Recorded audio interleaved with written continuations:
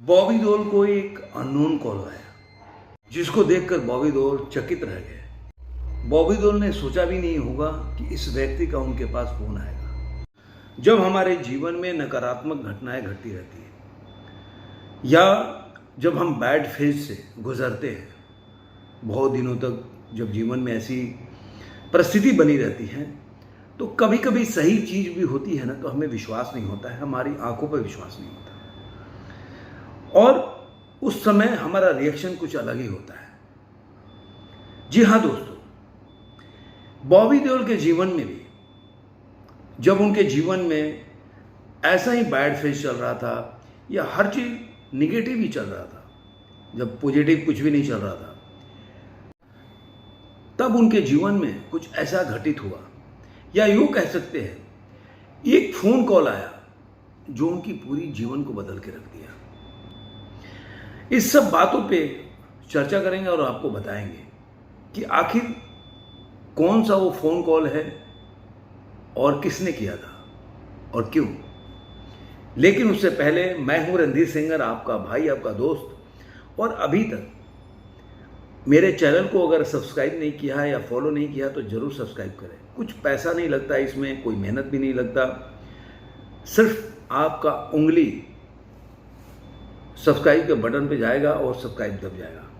उससे कुछ भी आपका नुकसान नहीं होता और मुझे फ़ायदा होगा, जो आपके भाई का है, जो इसी तरह आपके लिए अच्छे अच्छे वीडियो लाएगा। और मेरा वीडियो अगर अच्छा लगता है तो शेयर करें, अपने दोस्तों के साथ लाइक करें, कमेंट भी करते रहिए, क्योंकि मैं हमेशा बोलता हूँ जब भी मौका मिलता है मैं आपके कमेंट का जरूर जवाब देने का प्रयास करता हूँ। देर होता है उसके लिए क्षमा चाहता हूँ। और अगर आप मुझे चाहते हैं कि फेसबुक पे भी मेरे विचार को देखें तो आप फेसबुक में भी रणधीर सिंगर के नाम से ही हैं, और ट्विटर में भी मैं हूं रणधीर सिंगर के नाम से ही, इंस्टाग्राम पे भी सिंगर धीरू के नाम से है, तो आप वहां भी जाकर और मेरे वीडियो को चेक कर सकते हैं। तो अब चलिए वीडियो को आगे लेके चलते हैं और बताते हैं कि आखिर बॉबी देओल के जीवन में फोन कॉल का एक अजीब ही रिश्ता है।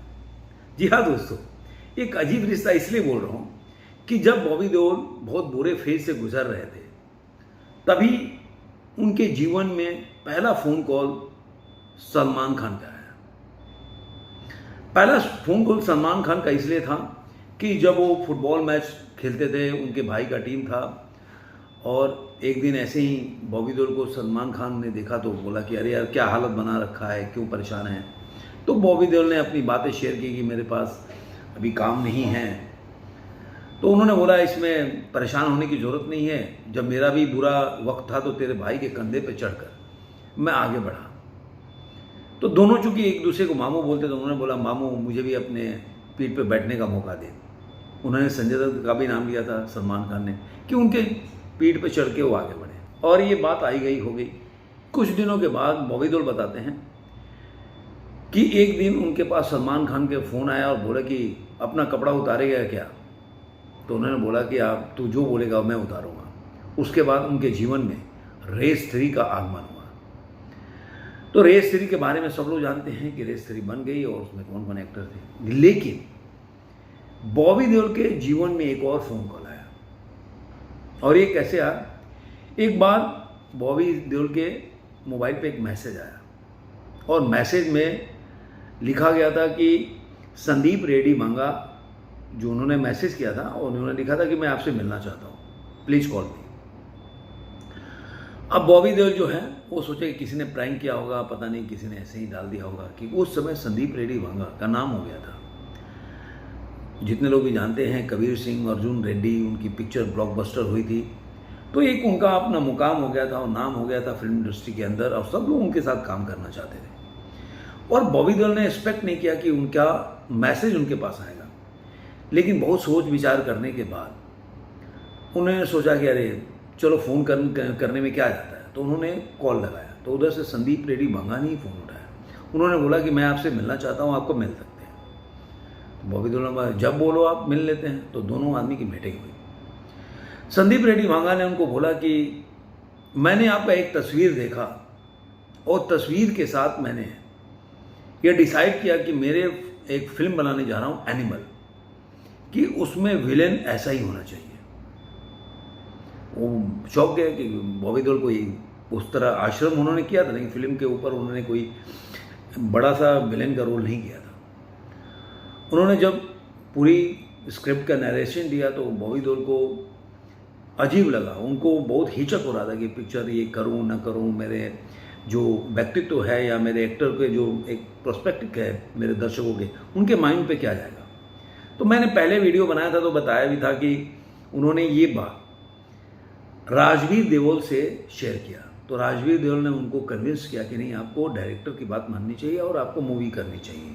जो मैं पहले बता चुका हूँ आपको। लेकिन यहाँ पे जब बॉबी देओल को बताया तो उन्होंने ये भी बताया कि मेरे मूवी में हीरो भी एक विलेन है, तो मेरे को विलेन ऐसा चाहिए को विलेन से भी ज़्यादा हीरो, चूँकि हीरो विलेन है तो विलेन ऐसा होना चाहिए कि मतलब जो हीरो विलेन है उससे दुगना विलेन लगे, उस तरह का खौफ होना चाहिए।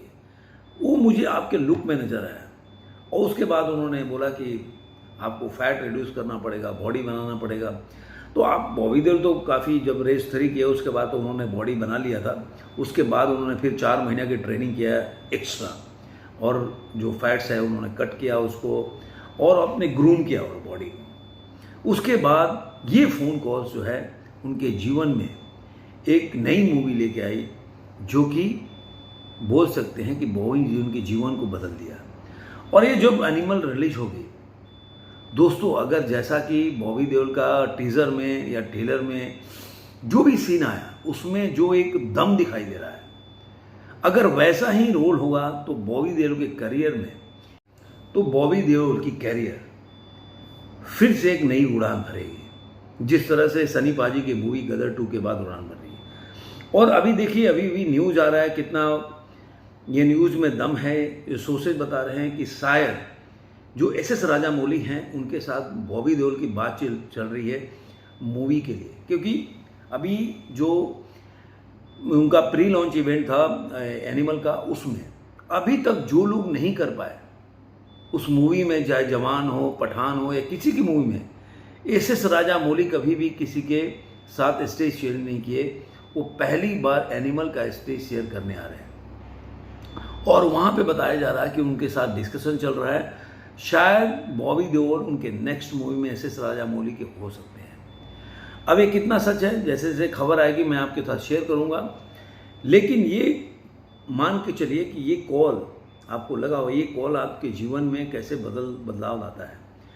दोस्तों, हम निगेटिव हो जाते हैं जब जीवन में कोई भी अच्छी घटनाएं घटती नहीं है या हमारे हिसाब से नहीं घटती है।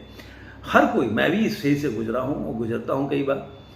लेकिन जब आपके जीवन में ऐसी घटनाएं, अच्छी घटनाएं आती है तो उस समय आपको विश्वास नहीं होता है। उस समय भगवान पे भरोसा करना चाहिए, ऊपर वाले पे, और आगे बढ़ना चाहिए। आपको ये वीडियो कैसा लगा जरूर कमेंट बॉक्स में बताइएगा। फिर ऐसे ही मिलेंगे किसी अच्छे वीडियो में। धन्यवाद।